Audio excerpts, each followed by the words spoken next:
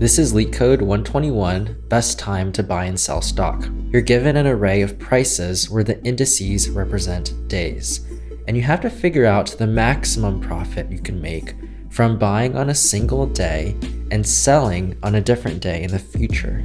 So in this example, the most you can make is 5, and you can do that by buying at 1 and then selling at 6. There's a major constraint, which is that you have to buy before you can sell. And this is pretty obvious. You can't sell something you don't own. And it's really important to deeply conceptualize this idea. So in this array, if you buy right here, you can sell anytime after. And then if you sold right here, you could have bought anytime before. And so this relationship around the timing of buying and selling is key. And then our objective is to maximize profit, specifically the sell price minus the buy price. So let's consider the first example. And on the first day, we have this 7. And the only thing we can do at this point is buy, because remember the constraint, you have to buy before you can sell. So if we buy at 7, we want the highest following price. And if we look through, we can see that it's 6. So the most we can make, assuming we buy right here, is 6 minus 7, negative 1, which we would ignore because we're supposed to return 0 if we can't make any profit. And then we can repeat this process for the rest of the array. So at each index, we'll assume that we buy that day and then look for the best sell price, which will be the highest following price. And I realize this perspective is somewhat arbitrary because we could take the opposite view where we assume that we sell on each day and then look back for the best buy price, which would be the lowest preceding price. I'll add a note and set this aside for now because we don't have a good reason to deviate at this moment. So let's continue examining the rest of the array. If we bought at 1, the highest falling price would be 6, so the profit would be 6 minus 1, 5.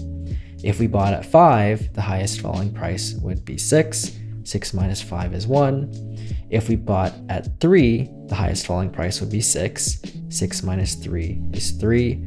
If we bought at 6, the highest and only following price would be 4. 4 minus 6 is negative 2.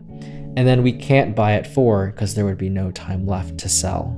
So after examining the entire array, the highest profit we found was 5, which is the expected result. So the question we're repeatedly asking is, if we buy today, what's the highest following price? And then we just compute the profit and keep track of the highest one. Let's turn this idea into code. So we start by initializing our max profit to 0, and it's important to make 0 the number to beat so that we don't return a negative profit.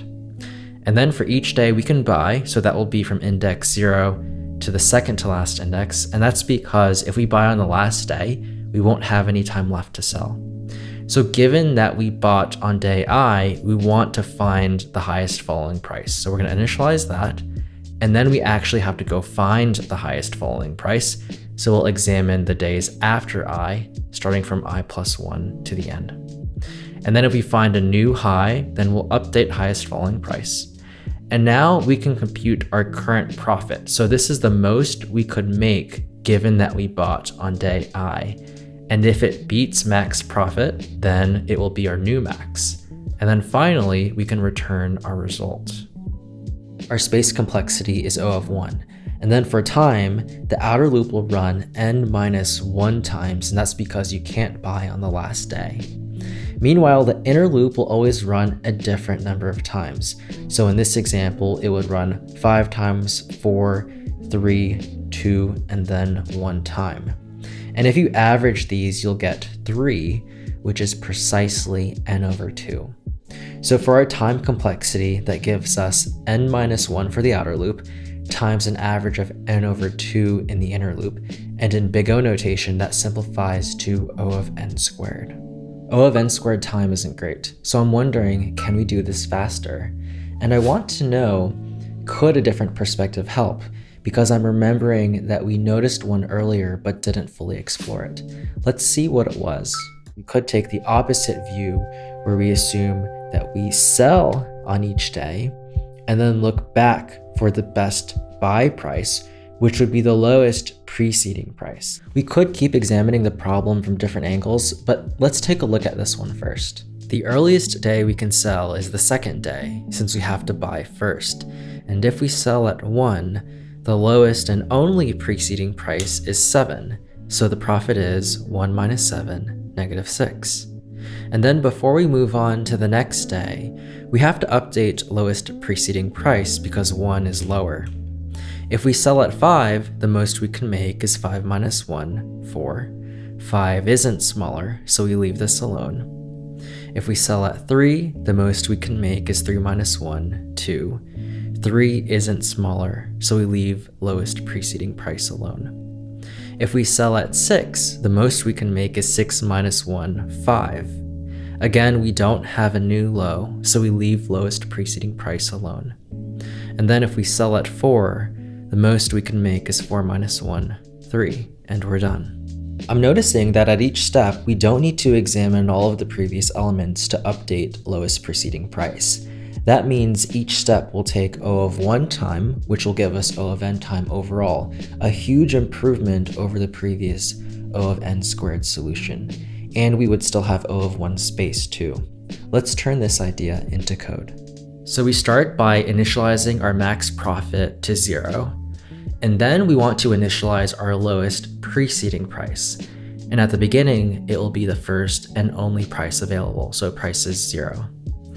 Now we want to iterate over each day that we can sell. And remember, the earliest we can sell is the second day because we have to buy first. So that's why we're starting the loop from index 1. Now for each day we can sell, we want to compute the most we can make. So I'll call that current profit. And it will be equal to today's sell price minus the lowest preceding price. And then if our current profit is bigger, then we'll make sure to update our max profit, so we'll record our new max. And then if we have a new low, so if today's price is lower than the lowest one we've seen so far, then we'll update lowest preceding price for the next day. And then finally, we can return our answer. If you go back to the beginning, our line of reasoning started with examining each number and asking, if we buy today, what's the highest following price? And that led us to a brute force solution that was slow, so we asked, can we do this faster? And could a different perspective help? Which led us to the crucial insight we needed to get O of n time. And I'm guessing that this problem is labeled easy because the implementation is simple, but getting the insight behind the implementation is actually pretty hard. That's because you have to be precisely aware of how you're seeing the problem in the first place, and then you have to deliberately change that perspective. Specifically, you had to notice that initially we were asking, if we buy today, what's the highest following price? And then you had to flip that to, if we sell today, what's the lowest preceding price? But there's no way to modify the question if you don't see it in the first place.